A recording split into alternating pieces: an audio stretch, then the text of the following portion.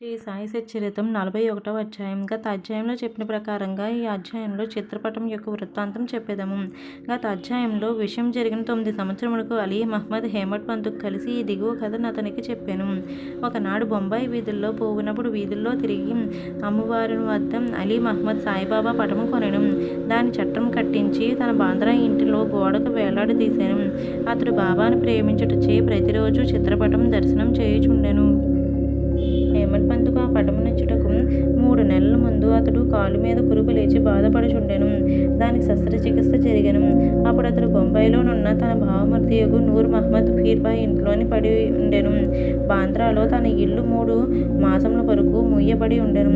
అక్కడ ఎవరునూ లేకుండిరి. అతడు ప్రసిద్ధి చెందిన అబ్దుల్ రెహమాన్ బాబా, మౌలానా సాహెబ్, మహ్మద్ హుసేన్, సాయిబాబా, తజువుద్దీన్ బాబా మొదలగు యోగుల పటములు ఉండెను. వాణ్ణి కూడా కాలచక్రం విడవలేదు. అతడు వ్యాధితో బాధపడుచు బొంబాయిలో నుండెను. బాంద్రాలో ఆ పటం లేల బాధపడవలెను. పటములకు కూడా చావు పుట్టుకలున్నట్లున్నవి. పటములన్నీ వాని అదృష్టమును అనుభవించెను. కానీ సాయిబాబా పటం మాత్రం ఆ కాలచక్రమును తప్పించుకొనెను. అదెట్లు తప్పించుకొనగలిగెను నాకింతవరకు చెప్పలేరిరి. దీన్ని బట్టి సాయిబాబా సర్వాంతర్యామి అనియు సర్వవ్యాపి అనియో అనంత శక్తుడనియో తెలిసియుచున్నది. అలీ మహ్మద్ అనేక సంవత్సరముల క్రిందట యోగియగు అబ్దుల్ రెహమాన్ బాబా యొక్క చిన్న పటమును మహ్మద్ హుసేన్ ధారియా వద్ద సంపాదించెను. దానిని తన భావమరిదియగు నూర్ మహ్మద్ ఫిరాయిబాయికి ఇచ్చెను. అది అతనికి టేబుల్లో 8 సంవత్సరములలో పడి ఉండెను. ఒకనాడు అతను దాన్ని చూచెను. అతడు దాన్ని ఫోటోగ్రాఫర్ దగ్గరకు తీసుకొని పోయి సజీవ ప్రమాణం అంత పెద్దదిగాను చేయించి దాని ప్రతులను తన బంధువులను స్నేహితులను పంచిపెట్టెను. అందులోనొకటి అలీ మహ్మద్కి ఇచ్చెను. దాన్ని అతడు తన బాంద్రా ఇంట్లో పెట్టెను. నూర్ మహ్మద్ అబ్దుల్ రెహమాన్ గారి శిష్యుడు. గురువు నిండు దర్బారులో నుండగా అతడు గురువుగారిని దీన్ని కానుకగా నిచ్చుటకు పోగా వారి మిక్కిలి కోపించి కట్టబోయి నూర్ మహ్మద్ నచటి నుండి తరిమి వేసిరి. అతడు మిగిలి విచారపడి చిరాకు పొందెను.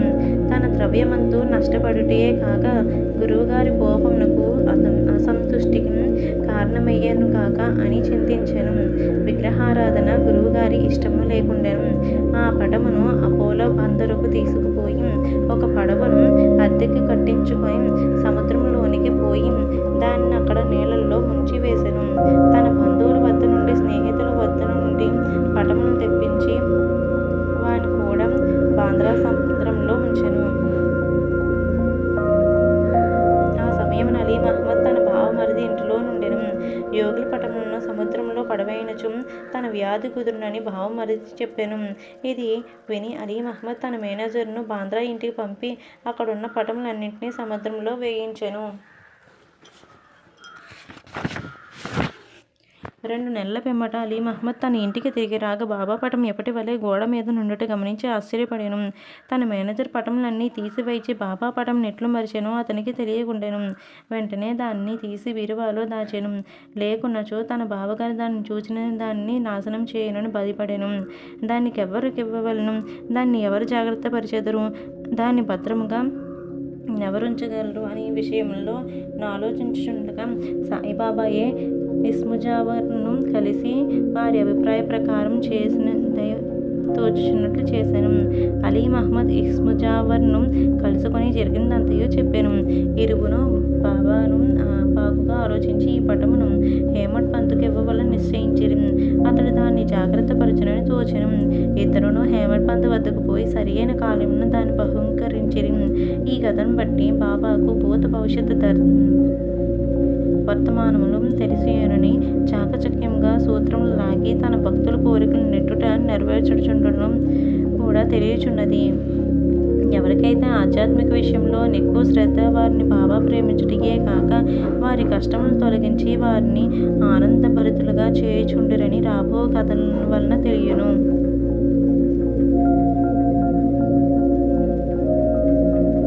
బీవీ దేవ్ దహన్లో మమతాదారు. అతడు జ్ఞానేశ్వరుని ఇతర మత గ్రంథములను చదవవలనని చాలా కాలం నుండి కోరుచుండెను. భగవద్గీతపై మరాఠీ భాషలో జ్ఞానేశ్వరుడు రాసిన వ్యాఖ్యయే జ్ఞానేశ్వరి. ప్రతిదినం భగవద్గీతలో ఒక అధ్యాయం ఇతర గ్రంథము నుండి కొన్ని భాగములను పారాయణం చేయుచుండెను. కానీ జ్ఞానేశ్వరి ఏవో అవాంతరములు ఏర్పడుట, పారాయణం ఆగిపోవచుండట. 3 నెలలు సెలవు పెట్టి షిరిడీకి వెళ్ళి అక్కడి నుండి తన స్వగ్రామునకు పౌండకు పోయెను. ఇతర గ్రంథములన్నీ అచ్చట చదవగలిగెను. కానీ జ్ఞానేశ్వరి ప్రారంభించగానే ఏమో విపరీతమైన చెడ్డ ఆలోచనలు తమ మనసును ప్రవేశించుటయే చదవలేకుండెను. అతడెంత ప్రయత్నించినను కొన్ని పంక్తులు కూడా చదవలేకపోయెను. కాబట్టి బాబా తనకు ఆ గ్రంథం నందు శ్రద్ధ కలుగచేయనప్పుడే దాన్ని చదవమని వారి నోటి వెంట వచ్చినప్పుడు దాన్ని ప్రారంభించదనని, అంతవరకు దాన్ని తెరవని నిశ్చయంగా చేసుకొనెను. అతడు 1914వ సంవత్సరంలో ఫిబ్రవరి నెలలో కుటుంబ సహితంగా షిరిడీకి వెళ్ళెను. అక్కడ ప్రతిదినము జ్ఞానేశ్వరి చదువుచున్నటి వానిని బాబాసాహెబ్ జోగు దేవు గారిని అడిగాను. దేవు తనకు అట్టి కోరిక కలదనియు, కానీ దానికి చదువుటకు శక్తి చాలకుండిననియు బాబా ఆజ్ఞాపించినచో దాన్ని ప్రారంభించేదననియో చెప్పాను. అప్పుడు జోగు ఒక పుస్తకమును తీసి బాబాకి ఇచ్చినచో దాన్ని వారు తాకి పవిత్రం చేసేదనని చెప్పిరి. అప్పటి నుండి నిరాటంకంగా చదువుచున్నారని దేవుకి సలహానిచ్చెను. బాబాకు తన ఉద్దేశం తెలియను కనుక దేవుగారట్లు చేయుట అంగీకరించెను. బాబా తన కోరికను గ్రహించలేరా, దానిని పారాయణం చేయమని స్పష్టంగా ఆజ్ఞాపించలేరా అనెను. దేవు బాబాను దర్శించి ₹1 దక్షిణ ఇచ్చెను. బాబా ₹20 దక్షిణ అడుగగా దానిని చెల్లించెను. ఆనాడు రాత్రి రాముడును వానికి కలుసుకొని అతడు బాబా యందు భక్తిని, వారి అనుగ్రహం ఎట్లు సంపాదించెనని ప్రశ్నించెను. మరుసటి దినం హారతి పిమ్మట అంతయు తెలిపెదనని అతడు బదిలిచ్చెను. ఆ మరుసటి దినమున దర్శనం కొరకు దేవు వెళ్ళగా బాబా అతన్ని ₹20 దక్షిణ ఇమ్మనెను. వెంటనే దేవు దాన్ని చెల్లించెను. మసీదు నిండా జనులు నిండి ఉండుటచే దేవు ఒక మూలకు పోయి కూర్చుండెను. బాబా అతన్ని పిలిచి శాంతంగా తన దగ్గర కూర్చునమనెను. దేవు అట్లే చేసెను. మధ్యాహ్న హారతి పిమ్మట భక్తులందరూ పోయి తర్వాత దేవు బాలకారామును చూచి అతన్ని పూర్వ వృత్తాంతమంతా పాటు బాబా తనకి ఏమియో చెప్పాను. జ్ఞానం నెట్లు నేర్పిరి అని అడుగగా బాలకారాముడు వివరంగా చెప్పుటకు సిద్ధపడెను. అంతలో బాబా చంద్రు అను కుష్ఠరోగి భక్తుని పంపి దేవుని తీసుకుని రమ్మనెను. దేవు బాబా వద్దకు పోగా ఎవరితో ఏమి మాట్లాడుచుంటివి బాబా అడిగాను. బాలకారామునితో మాట్లాడుచుంటున్నాను, బాబా కీర్తిని వినుచుంటున్నాను అతడు చెప్పాను. తిరిగి బాబా ₹25 దక్షిణ అడిగాను. వెంటనే దేవు సంతోషంగా దక్షిణ చెల్లించాను. అతనికి బాబా లోపలకు తీసుకొని పోయి స్తంభం వద్ద కూర్చుండి, నా గుడ్డ పీలుకుని నాకు తెలియకుండా దొంగలించితివేలా అనెను. దేవు తనకు ఆ గుడ్డ పీలకల గురించి ఏమీయో తెలియదనెను. బాబా అతన్ని వెతకమనెను. అతను వెతికాను, కానీ అతడు ఏమీయో దొరకలేదు. బాబా కోపగించి ఇట్లనెను, ఇక్కడ ఇంకెవ్వరూ లేరు, నీ ఒక్కడివే దొంగవు.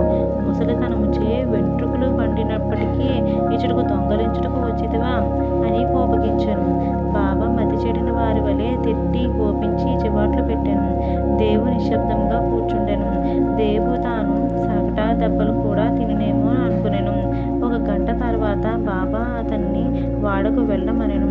దేవు అచ్చటికి ఏగి జరిగిందంతయు జోగుకు బాలకారాముకు తెలియజేశాను. సాయంకాలం మందిరం రమ్మని బాబాకు కబురు పంపాను. ముఖ్యంగా దేవుని రమ్మెను. నా మాటలు వృద్ధుని బాధించి ఉండవచ్చును, కానీ అతడు దొంగలించుట చే నేనెట్లు పలకవలసి వచ్చేనని బాబా నుడివెడెను. తిరిగి బాబా ₹12 దక్షిణ అడిగాను. దేవు దాన్ని వసూలు చేసి చెల్లించి సాష్టాంగ నమస్కారం చేశాను.